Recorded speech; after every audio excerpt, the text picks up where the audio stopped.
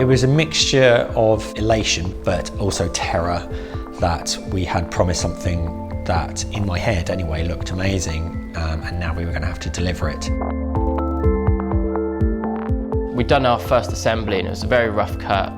When people watched it, they were already getting goosebumps and starting to tear up and things like that. So I think quite early on we knew that there was something quite powerful that could happen with this film. This was going on YouTube.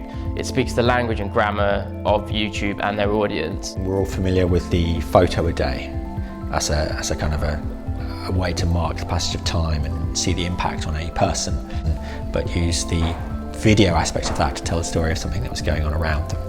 It becomes so demanding and relentless that I think you get put in the little girl's shoes, because she's in the middle of this thing that's going on. You're like, what's going on? You know, and it's very much like how, you know, that character's fitting in this conflict. You've got people who are watching on YouTube in Syria itself, getting in touch with us to say, this is what happened.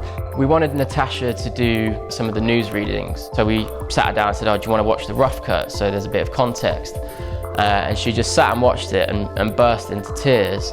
And she was like, you bastards, how am I supposed to do this reading now? Made Natasha Kaplinsky cry. It's like one of a career highlight for me. There's a great video. Someone sent me a link to a little boy watching it on YouTube. He'd done one of those reaction videos. And he's just watching it and he's sort of having a bit of a laugh, and about halfway through just goes silent and shuts up. The video finishes and he's just sat there for 10 seconds, just like in silence. And that's one of my favourite things, watching the film with people who haven't seen it before, because you can see that it's actually having the impact that we'd aimed for.